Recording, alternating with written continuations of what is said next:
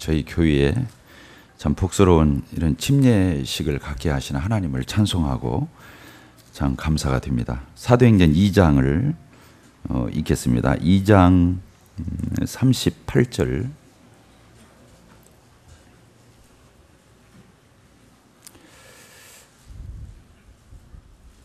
(37절) 38절을 제가 읽겠습니다.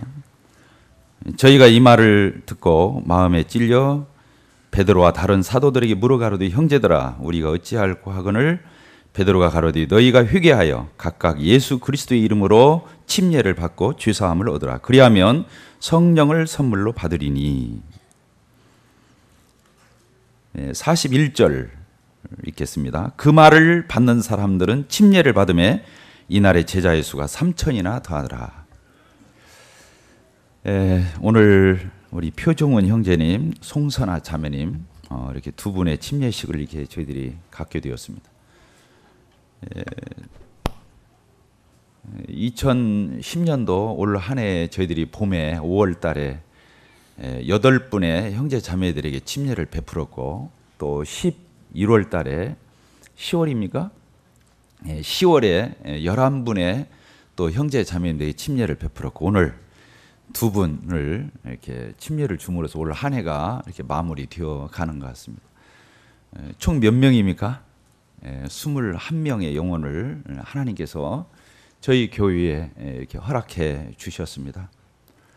저희들이 2001년도에 참 교회가 개척된 이래로 주님께서 큰 은혜를 베풀어 주셔서 한 해에 20여 명 가까이 15명도 되고 한 20여 명에 해당하는 이런 영혼들에게 침례를 이렇게 저희들로 하여금 베풀게 하셔서 제가 쭉 쉬어보니까 한 160명 정도가 지난 9년 동안 주님의 몸된 교회에 이렇게 더해졌던 것을 기억하게 됩니다. 참 하나님은 정말로 놀라우시고 참 위대한 분이시라는 생각을 이렇게 갖게 됩니다. 오늘 두 분의 이렇게 침례식을 이렇게 맞이하게 되면서 꼭 이때가 아니면 할 수 없는 그런 말씀들을 이렇게 규제하도록 하겠습니다. 먼저 침례의 의미에 대해서 말씀을 드리겠습니다. 침례는 물 속에 들어갔다 이렇게 나오는 예식입니다.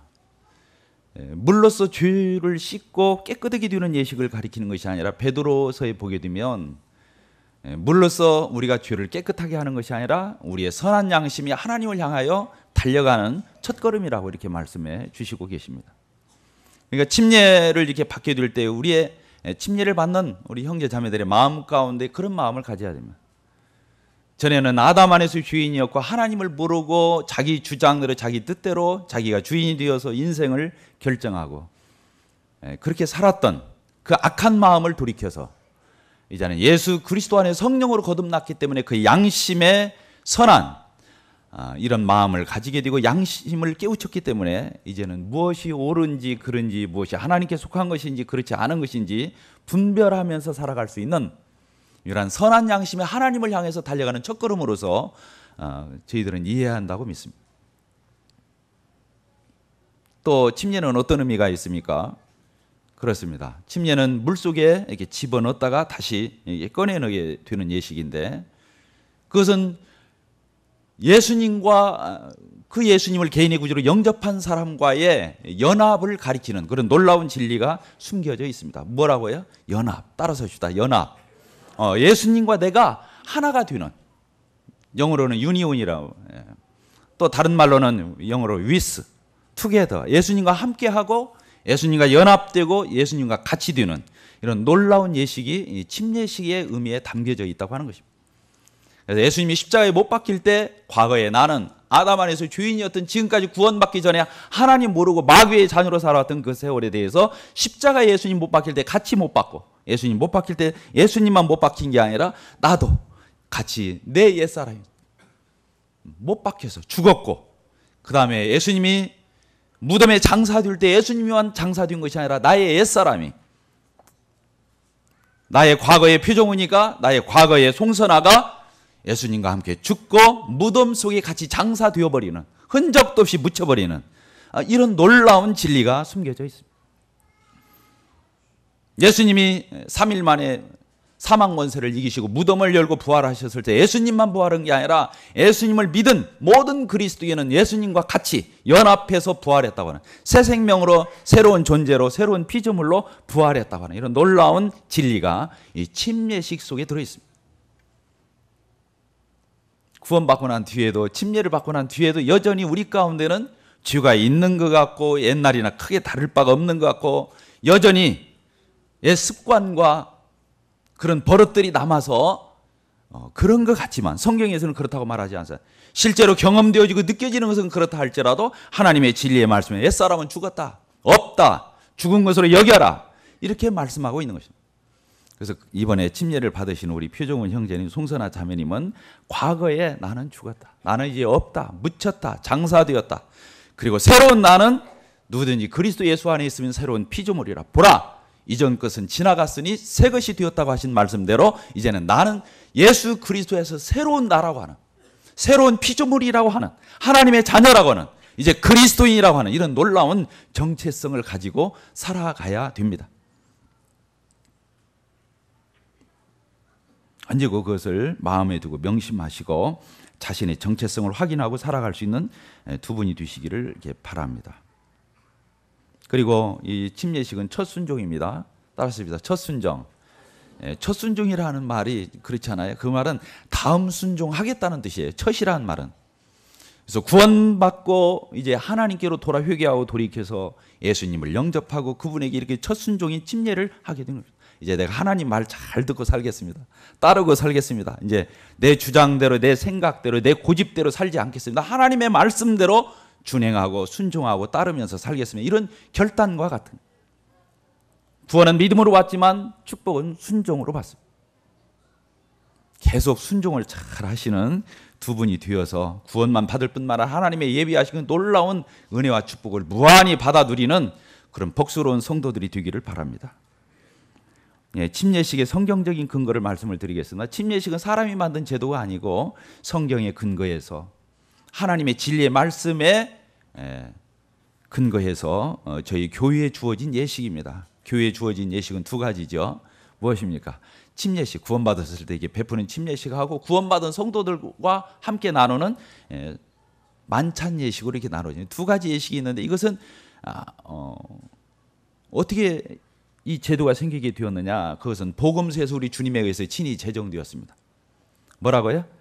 예수님에 의해서 이 침례식과 만찬이 제정되었다고 하는, 그리고 사도들에 의해서, 예수님의 제자들인 사도들에 의해서 실제로 이것이 초대교회에서 실천되어졌습니다. 실행.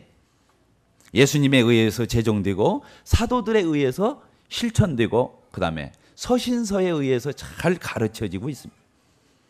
그래서 침례식에 관한 말씀은 로마서 6장에 있고 또 골로새서 2장입니까 3장에 나와 있는 것입니다. 만찬 예식에 대해서도 그렇죠. 예수님 만찬 예식에 대해서도 그와 같이 복음서에서 제정되고 사도행전에서 실행되고 서신서에서 잘 가르쳐지고 교훈되어지는 것이 이 침례식과 만찬 예식이라고 하는 것을 이렇게 알아주시기를 바랍니다. 그래서 오늘 이게 베풀어 주는 예식은 하나의 형식에 불과한 게 아니라 우리 주님으로 말미암은 성경에 근거한 놀라운 교육 가운데 축복된 예식이라고 하는 사실을 기억해 주시기를 이렇게 바랍니다. 침례와 구원에 대해서 말씀을 드려요. 침례를 받는다고 구원받는 것은 아닙니다. 침례를 100번 받아도 세례 받아도 그걸로 구원받는 것은 아닙니다. 구원받은 사람이 구원받은 표로 침례를 받는 것입니다. 이해가 되시죠? 네, 그렇습니다. 결혼식 안고 살아도 부부인 사람 많잖아요. 많은 건 아니지만 하여간 날 수 있잖아요. 그런데 결혼식을 함으로 해서 모든 사람에게 광고하고 알리게 되어서 떳떳하게 부부로서 인정받고 살아가는 것처럼 침례를 받지 않고 세례를 받지 않았다 할지라도 구원받은 그리스도인이 있을 수 있습니다. 예수님을 믿고 영접했으면 구원받는 것이죠. 그러나 주님의 몸된 교회가 많은 성도들이 지켜보는 가운데 저 사단이 하늘과 하늘에 있는 천사들이 지켜보는 가운데 이 침례식에 순종함으로써 우주적으로 범우주적으로 이걸 광고하고 선포하고 교인은 인정하고 받고 이런 영접할 수 있는 이런 놀라운 예식이 침례라고 하는 사실을 이렇게 알아주시기를 바랍니다. 침례는 언제 주느냐? 어떤 사람은 구원받고 한참 있다 받을 수도 있고 구원받고 애매해서 좀 늦출 수도 있고. 근데 성경적으로 보게 되면 어떤 사람이 예수 복음을 듣고 정말 예수 그리스도를 개인의 구주로 영접해서 확신이 있게 되면 바로 주는 것이 성경적이라고 보여집니다. 그따서 이 침례를 남발하거나 쉽게 이 침례를 주어서는 아니 되겠지만 신중하게 그 사람의 구원 여부와 중생의 여부를 체크해서 검증해서 줘야 되겠지만 할 수 있는 한 그가 확신하다고 한다면 우리는 침례를 늦추지 않고 제때에 주는 것은 성경적이라는 생각을 이렇게 갖게 됩니다.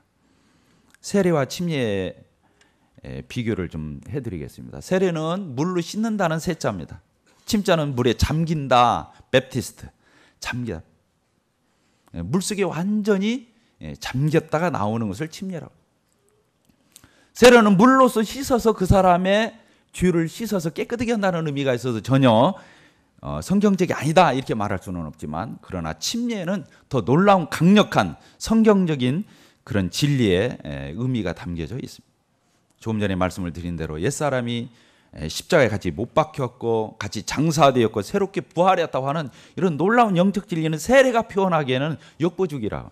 침례는 그런 의미가 아주 영적으로 잘 교훈하고 있고 드러나 있다고 하는 것을 우리는 알아야 되고, 또 성경을 이렇게 보게 되면 예수님이 먼저 침례를 받으셨습니다. 침례 요한한테. 그때도 이렇게 보게 되면은 물이 많은 곳에서, 저 요단이나 에논이나 이런 데서 물이 많은 곳에서 침례를 베풀었던 것을 보게 되면 세례라고 할 것 같으면 그럴 필요가 없습니다. 그렇게 물이 많은 강가를 찾아갈 필요가 없죠. 세례는 그냥 물 떠다가 그냥 약식으로 뿌리면 끝나는 거지만 침례는 그렇지 않습니다. 물이 있는 곳에 가서 거기서 사람이 들어갔다 나오는. 그래서 사도행전에서도 보게 되면 에티오피아 내시가 복음을 깨닫자마자 빌립한테 어떻게 했습니까? 내가 침례를 받는데 무슨 거리낌이 있겠느냐고 바로 그 물이 있는 냇가로 내려가서 내려갔다는 말이 써 있습니다. 그리고 침례를 받고 물에서 올라올세 이렇게 되어 있습니다. 그런 걸 보더라도 초대교회에서나 모든 침례 예식은 침례였던 것을, 세례보다는 침례였던 것을 우리는 알게 됩니다.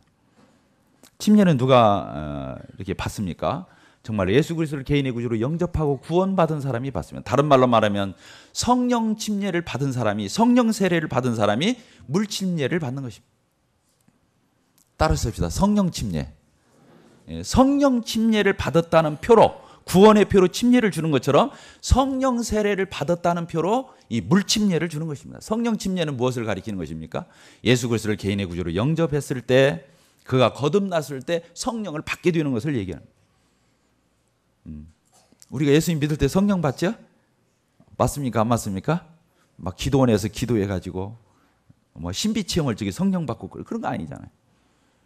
복음을 잘 깨우치고 정말로 예수님을 나를 위해서 십자가에 피 흘려 죽으시고 부활하신 그 예수님을 개인의 구주로 진실로 영접하고 거듭날 때 성령께서 내 안에 내주하시고 인치시고 내 안에 오시는 것입니다. 그래서 예수님과 내가 하나 되도록 연합시키는, 영적으로 연합시키는, 우주적인 교회와 지체인 내가 연합되는, 예수님과 연합되고 교회와 연합되는 이런 연합의 의미를 실제로 이루어 주시는 성령 세례를 받은 사람이 이 물침례를 통해서 확인하는 것입니다.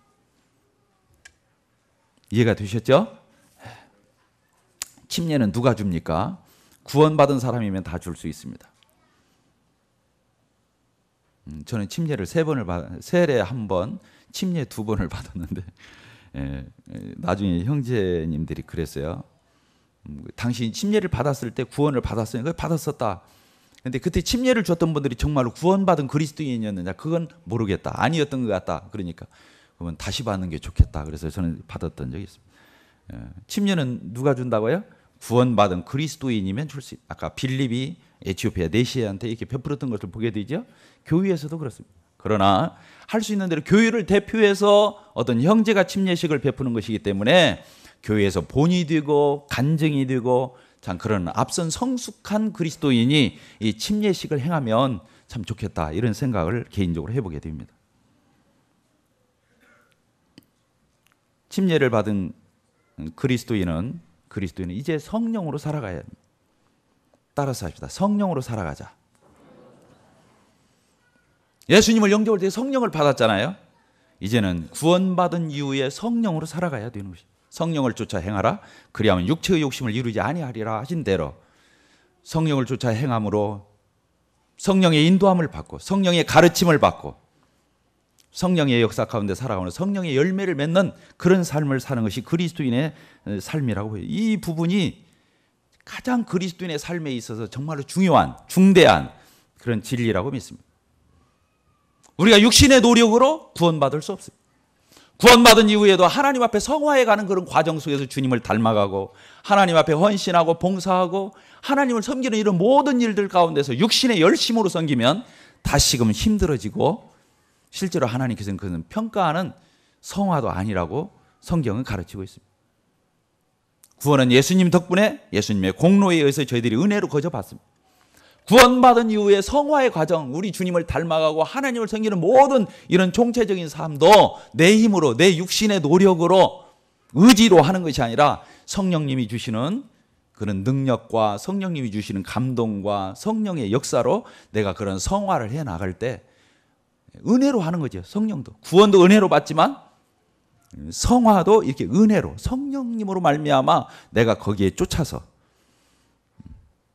예수님이 이루한 공로를 믿음으로 받아들이듯이 성령님이 인도하실 때, 성령님이 깨우쳐 주실 때, 성령님이 나를 이끌어 가실 때 내가 잘 쫓아서 이렇게 순종해 가면 성령의 열매가 맞는 것이 마음 아플 때가 있어요. 구원받은 그리스도인이 성령을 따라서 하지 않을 때 정말로 마음이 아파요. 정말로 저 사람이 구원을 받았나.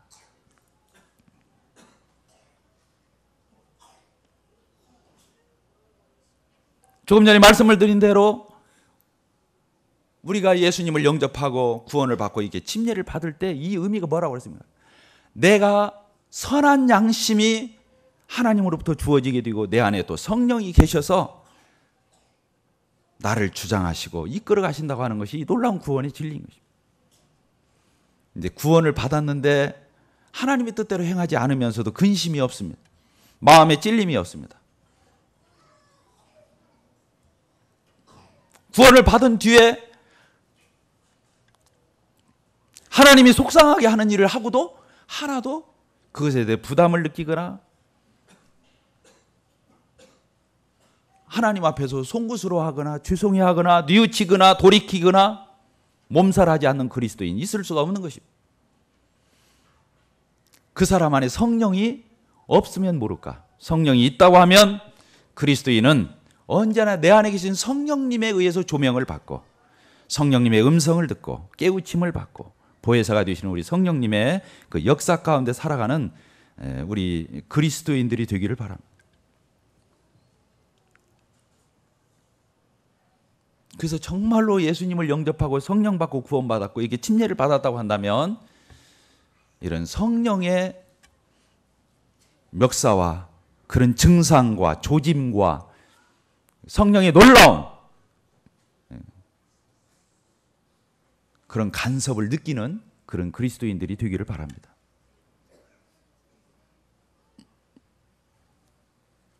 첫사랑을 회복합시다. 오늘 침례를 받는 두 분 말고 우리 이미나 침례에 순종했던 우리 모든 형제 자매님들은 참 저를 포함해서 이 부분을 주님의 음성으로 듣게 되기를 바랍니다. 첫사랑을 회복할 수 있게 되기를 바랍니다. 우리 다 침례 받았죠? 구원 받았죠? 그때 얼마나 흥분됐습니까? 얼마나 기뻤습니까? 감격스러웠습니다. 세상에서 나 혼자만 구원받은 것처럼 나 혼자만 횡재한 것처럼 지금 그렇습니까? 그때는 집회도 잘 나왔습니다. 성경 공부도 잘했습니다. 나름대로 각성된 삶을 살았습니다. 어느 때인가부터 형제자매를 봐도 시시하고 마음이 뜨겁지 못하고 말씀을 들어도 그저 그렇고 이렇게 한다고 하면 문제가 있는 하나님이 우리로 하여금 그러려고 구원하신 것이 아니잖아요. 구원받고 너무 좋아서 전도하고 막 교회 와서 봉사하고 형제자매들 보면 너무너무 반갑고 이렇게 뜨겁고 할 때 구원받은 지 오래된 형제자매들이 가서 너무 설치지 말아라. 나도 옛날에는 그랬었다. 나도 구원받고 침례받을 적에는 당신 못지않게 뜨거웠었고 나도 그렇게 펄펄 날랐다. 근데 지나보면 안다. 당신도 식어질 거고 무뎌질 거고 뻔하다. 너무 그러지 말아라. 이런 말하는 그리스도인이 될 것입니까? 그런 그리스도인은 없으리라고 믿습니다. 그러나 우리의 삶이 예전보다 주님을 영접할 때보다 지금 내 자신의 모습을 자세히 주님 앞에 비춰서 생각할 때 그렇지 못하다고 하면 우리는 회개해야 되는 것입니다. 따라서 회개하자. 구원의 회개만 회개가 있는 것이 아니라 구원받은 이후에도 우리가 하나님 앞에 잘잘못을 했을 때마다 성령님을 근심했을 때마다 하나님 앞에 범죄했을 때 허물이 있을 때 연약함이 있을 때 우리는 하나님 앞에 나아가서 회개해야 되는 것입니다. 오늘 침례식을 바라보면서 그렇게 회개하는 저희들 되기를 바라고 마지막으로 이번에 침례에 순종하는 우리 표종원 형제님, 송선아 자매님에게 말씀드리고 싶은 것은 정말로 주님 안에서 꿈을 가지고 목표를 가지고 비전을 가지고 하나님의 영광을 위해서 끝까지 경주하고 달려가는 우리 형제자매가 되기를 이렇게 바랍니다. 정말 꿈을 가지고 달려갈 때 주님 안에서 어떤 포부를 가지고 달려갈 때 세상적으로도 그렇습니다. 어떤 원대한 꿈이 있고 정말 놀라운 꿈이 있을 때 다른 사람이 이해하지 못하는 그런 비전과 꿈을 내가 품고 갈 때 사람들이 와서 말한다고 그래요. 제일 무서운 것이 뭐냐면 와서 핀잔 주고 흉보고 판단하는 거라는 거예요. 꿈을 가지고 하는 사람은 유롭다고 하는 거예요. 요셉이 꿈을 꿨을 때 그 형들이 이해하지 못하고 시기하고 거꾸로 그 동생을 죽이려 하고 나중에 팔았던 것을 보게 되잖아요. 이게 꿈을 가졌다고 하는 것은 리스크가 있는 거예요. 위기가 있는 거예요. 누구라도 그것을 처음부터 인정해주고 격려해주는 사람은 없다고 하는 거예요. 내가 꿈을 가지고 주님 앞에서 이 꿈을 품고 달려갈 때 어떤 책에 보니까 3단계가 있다는 거예요. 와서 처음에는 그건 안 돼. 그건 틀렸어. 이렇게 말한다는 거예요. 거기서 낙담하면 안 된다고 하는 거예요. 이제 그래서 어느 정도 그냥 꾸준히 달려가서 잘 되는 조짐이 보이면 와서 그런다면 지금은 좀 그런 것 같지만 지나보면 그것도 별거 없어. 그만두어. 이렇게 와서 또 판단하고 나무란다고 하는 거예요. 근데 이제 어느 정도 그 꿈이 이루어져서 손에 잡히기 시작할 때 사람들은 다시 나타나서 그렇게 핀잔하고 판단하고 이랬던 사람들이 나타나서 당신은 해낼 줄 알았어. 이렇게 말한다. 될 줄 알았다. 내가 다 눈치챘었다고. 나는 여러분들이 주님 안에서 가진 그 꿈을 상실하지 아니하고 끝까지 하나님의 영광을 위해서 자신의 인생의 남은 생애가 값지게 영원을 계산하는 그런 놀라운 삶으로 그런 비전과 꿈을 이루는 요셉의 꿈을 이루시는 하나님께서 여러분들의 꿈을 이루어주시기를 바랍니다. 남은 생애가 기대됩니다.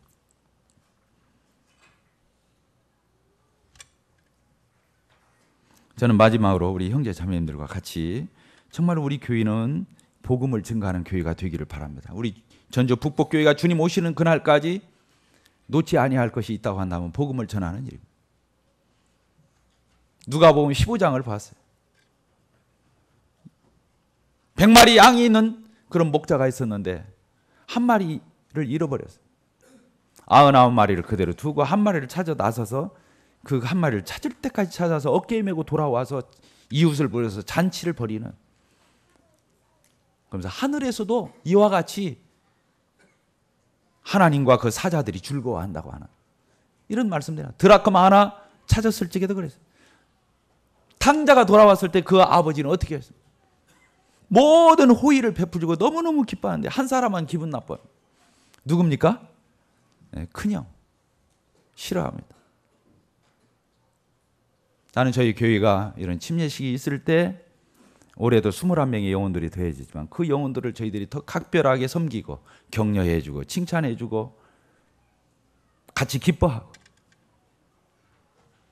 또 정말 이런 구원의 놀라운 역사가 우리 전주 북북교회 가운데 주님 앞에서 어떤 분이 그런 얘기를 했어요. 한 영혼이 예수님을 영접하고 거듭나서 그 이름이 하늘나라 생명책에 기록될 때 그렇다고 하는 거예요. 저는 들은 적도 없고 본 적은 없지만 하늘에서 그 삼층천인 그 하늘의 낙원에서 하늘에서 천국에서 그 사람의 이름이 크게 위쳐지고 메아리 칠 거라는 거예요.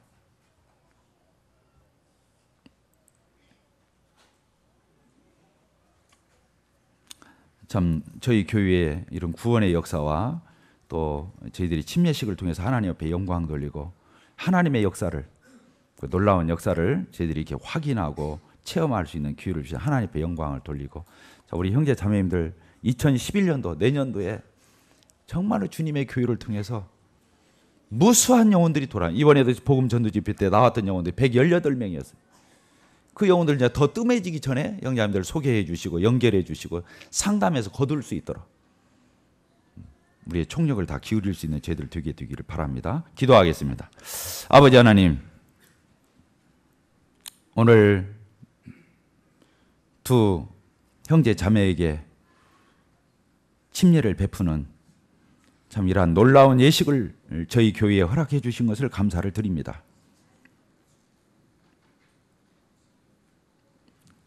아버님께서 먼저 영광을 받으시고 또 주님의 교회를 축복하셔서 또 이번에 침례에 순종하는 귀한 영혼들을 하나님 축복해 주셔서 이들을 예수님의 보혈의 피값을 주고 사셨사오니 성령으로 인쳐 주셨사오니 이들의 생애가 다하는 그날까지 성령께서 보혜사가 되셔서 이들의 생애를 책임져 주시고 하나님의 기쁨과 영광을 위한 그런 헌신적인 삶이 되도록 기름 부어 주시고 함께하여 주시기를 원합니다. 사단이 도대체 이 영혼들을 넘보지 못하고 건들지 못하도록 지켜주시고 또 이 영혼들이 축복의 통로가 되어서 주위에 잘 알고 있는 가족들이나 친구들이나 이웃들에게 진실로 예수 그리스도를 증거하는 복음을 전파하는 이러한 복된 영혼들이 다 되게 해주시고 아버지 하나님, 주님 오심이 임박한 이때에 주님의 몸된 교회에 사랑하는 형제 자매들, 아버님의 자녀들이 이 전도하는 일에, 복음을 전파하는 일에 최선을 다할 수 있도록 그래서 하나님 앞에 칭찬받는 그런 교회로 나타날 수 있도록 은혜를 베풀어 주시기를 원합니다. 이후의 모든 시간도 주께 의탁을 드리오며 예수님의 이름으로 기도하옵나이다. 아멘.